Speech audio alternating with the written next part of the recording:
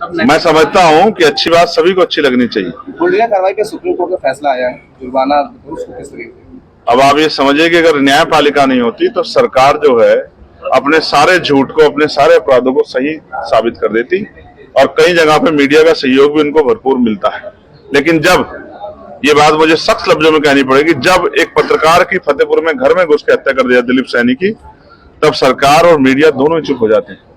अगर पत्रकार सुरक्षित नहीं रहेंगे, अगर वकीलों पे गाजियाबाद में लाठीचार्ज हुआ, अगर वकील सुरक्षित रहेंगे, नौजवान सुरक्षित नहीं रहेंगे, महिलाएं सुरक्षित नहीं रहेंगी, तो ये लड़ाई कैसे आगे बढ़ेगी।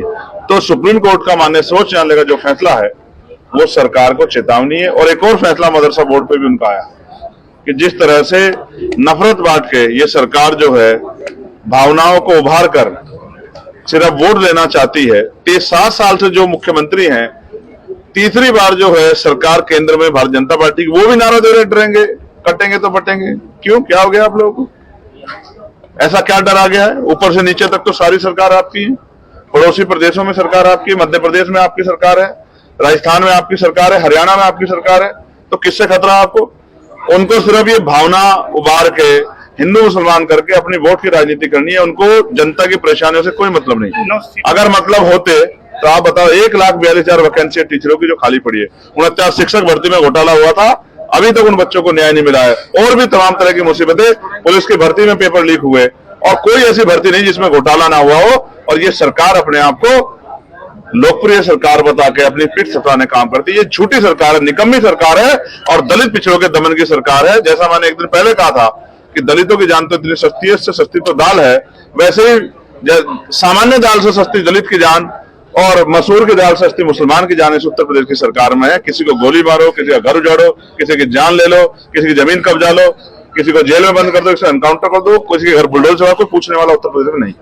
2027 ना तो चुनाव सरकार बन रही है ना गिर रही है, लेकिन जनता में मौका है कि वो भारतीय जनता पार्टी की तानाशाही को, हिटलरशाही को वोट की चोट से सबक सिखा दो। इसका असर पड़ेगा 2027 में? बिल्कुल पड़ेगा। क्यों, आपको नहीं पता कि 2024 के चुनाव थे उसमें बीजेपी को किस तरह पटक दी जनता ने? ये जनता मालिक है, लोकतंत्र है, जनता जिसको चाहेगी वो आगे बढ़ा दे, जिसको चाहे पटक देगी। और जिनको घमंड हो गया उन दरख्तों को गिरना पड़ेगा, खत्म होना पड़ेगा। तो मेरी बात को आप याद रखना। अच्छा, सरकार कहती थी कि 370 हटाए जम्मू कश्मीर से, और विधानसभा वहां पर सरकार बदलने के बाद पारित कर रही है, मारपीट हो रही है, और 370 को जो है वो फिर से वापस लाने की तैयारी है। शायद आप नहीं जानते, मैं तो जानता हूँ, मैं वकील हूँ, कि वहां जो है एलजी साहब के हाथ में बहुत कुछ है, हमारे गवर्नर साहब के हाथ में। आप समझते हैं ना? तो गवर्नर साहब के वहां रहते किस तरह से हिंसा हो रही है, इसका जवाब भारतीय जनता पार्टी को देना चाहिए। सरकार को बने तो जुमे 10 दिन भी नहीं हुए, लेकिन क्या ये कोई प्रयोग तो नहीं है? बॉर्डर की सुरक्षा की जिम्मेदारी सेंट्रल की है, स्टेट की नहीं है। ये जो कोई भी आतंकवादी कहीं से भी एंट्री करे उसका जड़ से सफाई करो। लेकिन फिर मैं आपसे कह रहा हूं कि कहीं ये बाकी चुनाव में लोगों को वोट लूटने के लिए कोई प्रयास तो नहीं, इस बात पे भी हमें ध्यान रखना पड़ेगा। स्टेट गवर्नमेंट को मेरी मंगल कामनाएं कि वो बहुत अच्छा काम करें और इस तरह के अपराध वहां ना बढ़े, इसके लिए वो निगरानी भी रखें। लेकिन सेंट्रल गवर्नमेंट का जो योगदान है उसको भी नहीं भूलना चाहिए, क्योंकि एलजी राज्यपाल साहब के हाथ में वहां बहुत कुछ है।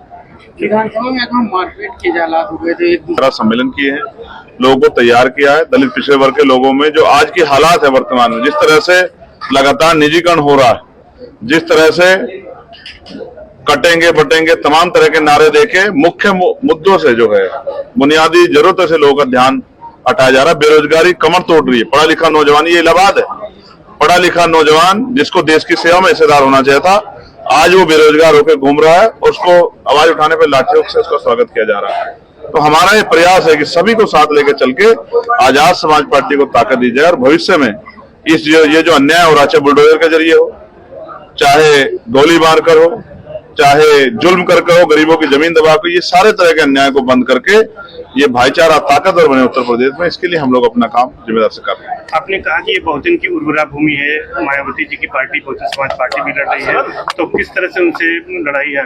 नहीं, उनसे हमारी कोई लड़ाई नहीं, वो हमारे बड़े हैं, हम उनका सम्मान करते हैं। लेकिन समाज ने तय कर लिया कि उनको बहुत सारे मौके दे दिए, अब आजाद समाज पार्टी को मौका देना। बीजेपी में कटेंगे क्यों नहीं? मुकाबला कैसे करेंगे? कहाँ बट रहे हैं? देखो कितने सारे लोग आम आदमी पार्टी छोड़ के, समाजवादी पार्टी छोड़ के, कांग्रेस पार्टी छोड़ के, लोक जनशक्ति पार्टी छोड़ के, ये सब जुड़े तो हैं। हम लगातार कह रहे हैं कि पढ़ेंगे तो आगे बढ़ेंगे और मिलकर साथ चलेंगे, तभी देश को तरक्की के रास्ते पे लेके जाएंगे, तभी बुनियादी जो समस्या है उनका हल कर पाएंगे। ये उपचुनाव वही बात है जो बीजेपी के लोग जहाँ रहते हैं वहां इस तरह की मारपीट के काम ही करते हैं। अब बताओ मैं क्या कर सकता हूँ इसमें? मैं तो इनको समझाता हूँ कि ये हिंसा का काम रास्ता अच्छा नहीं है। अब वहाँ जो सेकंड लार्जेस्ट पार्टी है वो कौन सी पार्टी आप बताओ? तो क्यों कर रहे हैं हिंसा बीजेपी के लोग? उनको हिंसा नहीं करनी चाहिए। मैं उनको सुधरने के लिए जो है उनको तरफ हाथ करूंगा कि वो सुधरे, उनको संदेश भी दूंगा। फूलपुर उपचुनाव में क्या लगता है कि बहुजन के जो लोग हैं वो आपके साथ क्यों जुड़े हैं? क्या